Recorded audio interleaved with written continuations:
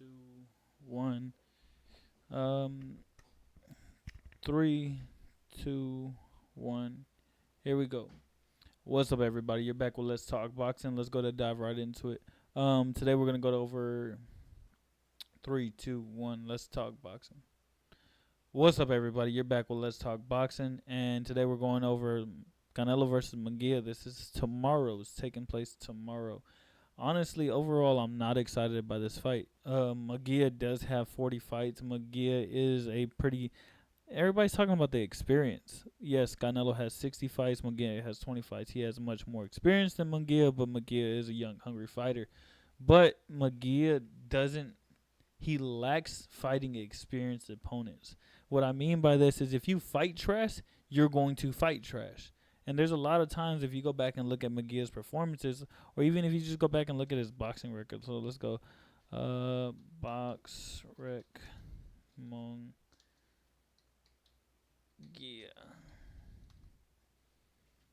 Hyman Munguia. Let's go ahead and just break down his boxing record. He's 43-0 with 34 knockouts. So he has a decent knockout percentage, almost 80 knockout percentage. He fought a guy that's 36-6, which is John Ryder, decent fight. And then the fight right before that, dude, 14-4. You have 42 fights at that point, and you're fighting a guy that's 14-4, 21-5, 26-2. Who the hell is even that? The guy that you gave the loss to, Gabriel Rosado. Okay, Gabriel Rosado, but Gabriel Rosado is a stepping stone, my guy. Everybody's supposed to be Gabriel Rosado. He's a stepping stone. That's what he's there for. But as I'm saying, if you go through Munguia's resume, what, one world champion? Okay, wait, let's go look. 1, 2, 3, 4, 5 world champions. I mean, you got a couple world champions, 6, 7, 8. You're looking at 8 world champions. Liam Smith, okay, decent fighter. Overall, nothing's impressive about McGinn's fights. Like, dude, 8-27. Those are the caliber of fighters you're fighting. 7-7, 19-3, 19-6, 12-7. And at this point, you're 20-something fights in. You're fighting guys like this, 5-2, 6-1, 6-1, 4-1, 6-1, 3-10. Like, dude, your resume's stacked full of bullshit, my guy. Yes, you have 40-something fights, but you only have a couple world champions that you're fighting. And then let's go compare it to Canelo's resume. Okay, Charlo, look at what, 4-time world champion. John Ryder, 4-time world champion. Gennady Golovkin, 4-time world champion. Bivol, 1-time world champion. Caleb Plant, 4-time world champion. Billy Joe Sanders, 3-time world champion. Like, dudes fought nothing but decorated. Daniel Jacobs, Gennady Golovkin again. Julio Cesar Chavez. Okay, that was a scrub ass fight. Everybody knows Julio Cesar Chavez was just padded his resume. Everybody knows that. Liam Smith. Okay, another one, but that's when Liam Smith was undefeated. Miguel Cotto, like Floyd Mayweather, Austin Trout. His resume's damn near decorated, full of world champions. All the way down to when he was what was his record at this point? Like 12 fights in? 12 fights in, just started fighting world champions and has been fighting world champions ever since. Yes, Canelo has a different type of experience. And that's why Canelo stands out when it comes into this boxing game. Like, look at his resume. He's fought nothing but greats. Like, yes, you can talk about the stipulations, the handicaps, and all the other rules that he puts in there, but dude, Hyman Munguia doesn't have shit on Canelo when you look at his resume.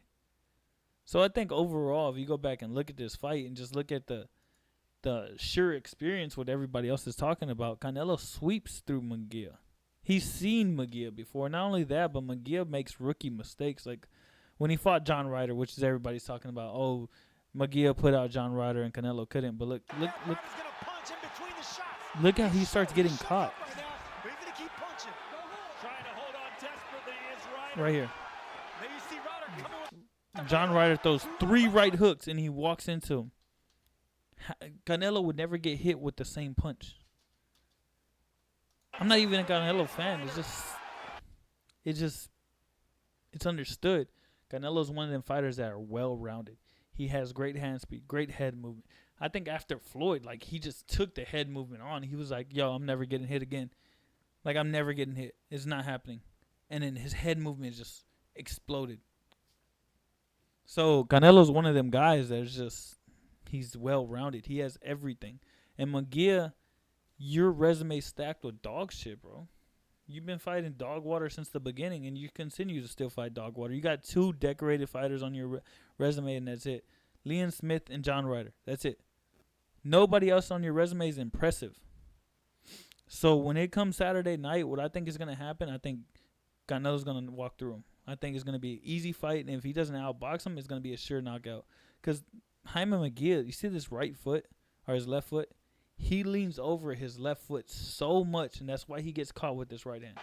Caught leaning forward. Look, leaning forward. Gets caught with it once. Gets caught with it twice. 3 times. 4 times. And how do you walk into that?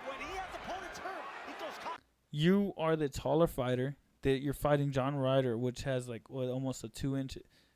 You have 2 inches on him, almost 2-inch height advantage, probably a 2-inch reach on top of that, and you're getting tagged with a right hook 4 or 5 times in a row. Canelo was gonna eat you alive, my boy. This fight's not exciting. They're trying to sell it as an exciting fight, but the most exciting thing that's happened about this fight is when Canelo got into it with Oscar De La Hoya, the old promoter.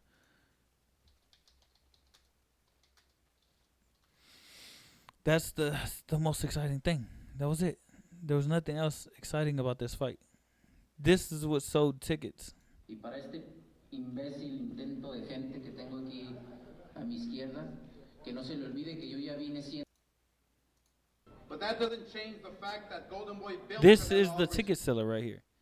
This is 100% the ticket seller. Nobody cares. I mean, everybody's going to sit there and try to say Munguia's this next big superstar, but he's really not, bro. He hasn't fought anybody. John Ryder, Liam Smith are the only two. 40-something fights, and you only have 2 decorated fighters. 43 fights, and 41 of those fights are bumps. Period. The company you fought under for decades has always had one name, and it's mine. So put some respect on it. As for Jaime, he has always dared to be great, just as he's this Saturday night. And this serves as a bit of a full circle for him. That's it. That was the selling point for this fight. That was the most exciting thing about this fight. How is it the promoter and the fighter have bigger beef and more excitement than the fighters that are fighting? It makes no sense. Nobody wants this fight because nobody knows who Jaime Munguia is. Nobody wants this fight because Jaime Munguia generally doesn't have the experience to step in there with Canelo. Nobody wants this fight because we have the fights like David Benavidez versus Canelo, or a Crawford versus Canelo, or even, dude, I wouldn't even mind seeing an Earl Spence versus Canelo. I know Earl Spence is coming off a major loss, but at the same time, that is a better fight than this. It's honestly pathetic to me. Jaime Munguia is, what does he have other than John Ryder? Liam Smith and maybe Gabriel Rosado, but everybody knows Gabriel Rosado's a stepping stone. He's washed up and never really been that good. He's always been just good enough to test fighters. So I have low expectations for this fight. I think it's going to be an easy win, one-sided fight for Canelo, and Canelo possibly by knockout. That's my take on it. Jaime Munguia, best of luck to you, buddy, but I doubt that you have what it takes. You tuned in with Let's Talk Boxing. I'm your host, David, and we're out.